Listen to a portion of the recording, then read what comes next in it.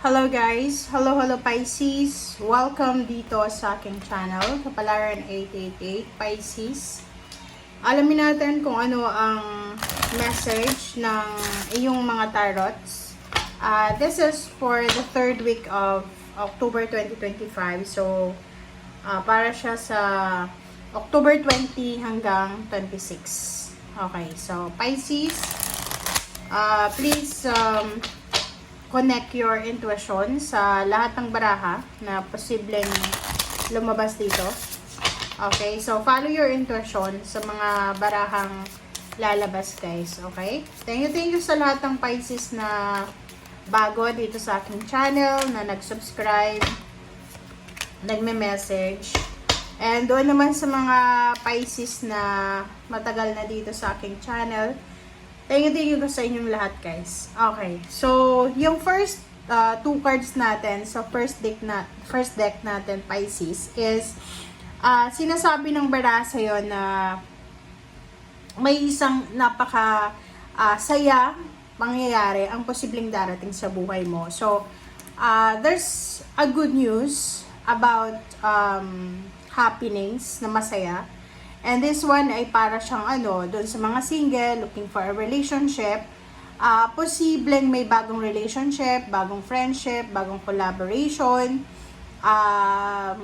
May mararamdaman kang sobrang kaligayahan. So, maybe may mga kapamilya kayo na magse-celebrate ng birthday, or maybe there's an occasion, or maybe makakatanggap ka ng limpak-limpak na salapi, na maybe that's the reason why na magkakaroon ka ng parang sobrang kaligayahan na mararamdaman mo. Okay? Ang next card mo dito is yon. So, isa din sa mga possibilities na posibleng mangyari kung bakit sobrang magiging masaya ka. It's because may mga celebration. So, celebration of success, yun inulit ko talaga, celebration of peace, harmony, relationship, celebration of anything na talagang celebratory. Okay? Alright, so let's check the second deck.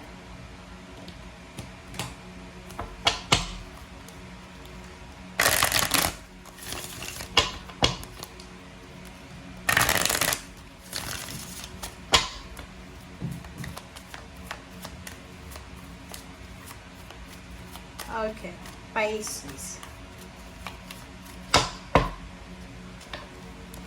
Okay, so number 20 and V. Okay, wow. Mag-iingat ka lang. Okay, you need to be careful kasi there's so much parang mga tao sa paligid mo.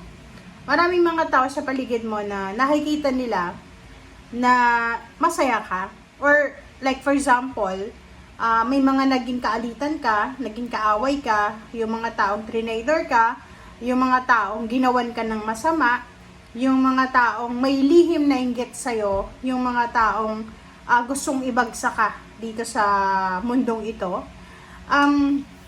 Siguro makikita nila sa linggong ito. Maybe there's a news, kaya ngayon dito, di ba? Pwedeng wala ka ng contact sa kanila, wala ka ng communication, but meron pa rin na siguro isang tao na malapit sa kanila na nakakausap mo. So, ang nakikita natin dito na because of your happiness, because of your emotional satisfaction, or parang yung mga taong nagwe-wish ng hindi maganda laban sa'yo, ay madi-disappoint sila. 'Di ba? So, etong envy na to, sinasabi ng barahan na kung sino man, makinig kayo, Pisces, kung sino man ito na nagsisend ng mga evil eye, negative and toxic energy towards you, sa linggong ito, marirealize nila na mag-backfire to sa kanila. Kung babalik ito sa kanila And magwo-wonder sila kung bakit ba ito si Pisces, ginawa na natin yung lahat, nakipag-usap na tayo sa evil, nakipagkutsaba na tayo sa masasamang espiritu, pero hindi pa rin napapatumba, parang ganon. So, this week, yung mga taong ito na gustong sirain ka, gustong kunin kung ano yung meron ka, mas lalo silang maiinggit sa'yo. Okay? So, just be careful. Kaya nga sabi ko sa'yo, na kailangan mong maging careful sa mga taong pagkakatiwalaan mo. Kasi hindi lahat ng tao na yan na nakangiti sa'yo ay mabuti sa'yo. Hindi lahat ng tao na akala mo ay mabuti sa'yo, okay? So, you need to learn your lesson. Kasi, di ba, maraming beses ka na trinidor, maraming beses, maraming tao kang pinagkatiwalaan, pero walang nangyari, trinidor ka pa rin. So, learn your lesson. So, this week, sinasabi ng baraha, ano lang, pero hindi mo naman dapat na i-dim yung light mo because of jealousy ng ibang tao, di ba? Kasi minsan, may mga Pisces na parang dinidim mo yung liwanag mo, yung parang freedom mo, yung success mo, hindi mo masyadong pinapaalam sa tao kasi natatakot ka na kaingitan ka. But the inggit, okay, the envy, the jealousy ng ibang tao, hindi mo obligasyon yon. Emotion nila yon. So, celebrate your success, small or big success or winnings, okay? And hindi mo obligasyon kung may mainggit sa'yo, but you need to be careful sa mga taong pagkakatiwalaan mo. Alright. Okay, Pisces. Third deck tayo. Wow, Wheel of Fortune. Congratulations. Sa linggong ito, i-mark mo yung calendar mo because this is the starting moment, starting week na magbabago yung takbo ng buhay mo. So, kung ikaw ay nasa ilalim sa ngayon, kung marami kang pinagdadaan na problema, emotional, financial, spiritual, health, or anything, possible na mapunta ka na doon sa tuktok. Okay? So, kung ikaw naman ay nasa tuktok, mas tataas at tataas ka pa. Okay? So, there's positive change, transformation na magbabago sa buhay mo. So, congratulations sa'yo, Pisces. Okay. So, ano ba? Ang additional messages para sa lahat ng Pisces friends natin.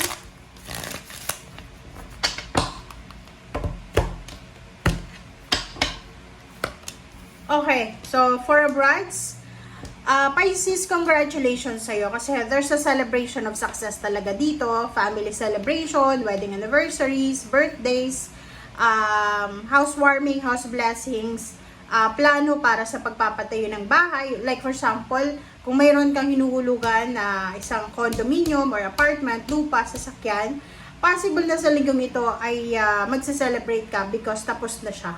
Okay? Yung iba din, there's a celebration para sa pamilya. If you are family of 4, like for example, yung couple plus 2 kids, sinasabi ng barahan na you will celebrate stability and security ng family mo. Another thing is, isa sa mga pwede mong i-celebrate is yun na nga, celebration of love or success, diba? Family, celebration of emotion. So, mayroong wedding anniversary, new beginnings ng relationship, mayroong celebration ng mag-asawa, mag-boyfriend, girlfriend, mag-nanay, mag-tatay, or kung ano pa man. Wow! So, this is the sun, diba? Mag-celebrate ka talaga. There's a clarity, illumination, kasi yung the sun, siya yung pinakamasayang tarot sa lahat ng tarot deck. So, sinasabi ng baraha, this is a sure winning, a sure success, sure prosperity, sure happiness talaga. Congratulations sa'yo. And Ace of Wands. So, sobrang exciting to. Okay? So, kung ano man ang mangyayari sa linggong ito, this is parang exciting, parang ano to, makakaramdam ka ng sobrang blessings. Kumbaga, ma-appreciate mo or magpapasalamat ka. Sobra kang thankful and grateful sa Panginoon because of blessings or kung ano pa man. Basta, ano to, ang linggong ito ay ito yung parang ano, this is the week na ipaparealize sa'yo ng universe and ng ating Panginoon na you are blessed. And lahat ng nakagawa sa'yo ng masama, ibabalik sa kanila. Okay, magbabackfire sa kanila, kaya humanda na sila. Okay? Okay, so the Magician, make a wish. Okay, so this is magic. Kumbaga, may milagro na posibleng darating sa'yo. So, kung gusto mong magkaroon ng milagro sa buhay mo, wish ka ng wish na sa linggong ito. Okay, there's a miracle. Everything happens for a reason, but you need to have faith. So, kung ano man ang minamanifest mo sa linggong ito. Kasi mangyayari at mangyayari yan. Okay, victory and success. So, isa din sa mga possible na mangyayari dito is promotion, salary increase, higher position, lump sum of money, recognition, public recognition, appreciation, tagumpay talaga. Tagumpay ang lahat ng plano mo, Pisces. And, Seven of Swords is envy. So, mag-iingat lang tayo. Okay, we need to be careful sa mga tao, sa mga balita, sa chismis, sa email, sa chat, or any communication na pwedeng makasira sa happiness natin. Kasi ganun pag masaya ka, 'di ba? Pag masaya ka, yung mga taong may inggit sa'yo, ramdamin mo yun pansinin mo. Like for example, kung may good news ka ngayong linggong ito, like there's a news about new baby, healing, graduation, or anything na kailangan i-celebrate, mararamdaman mo na yung taong ayaw kang mag-celebrate, magbibigay sa sayo ng balita o information na pwedeng ma-trigger ka, mainis ka. So, bantayan mo yun. So, be careful sa mga balita, sa communication, sa mga taong mahilig magdala ng negativity. And as much as possible, i-turn off muna yung mga messenger nyo, social media accounts. And mag-focus kayo sa kung ano yung happiness, kung ano yung celebration na isa-celebrate nyo sa linggong ito. In Page of Rods, sinasabi ng bara sa'yo dito na keep moving forward. Okay? Kasi etong mangyayari sa'yo sa linggong ito, ito na yung starting point ng parang declared, assured winnings and success. Okay? Thank you guys. Bye!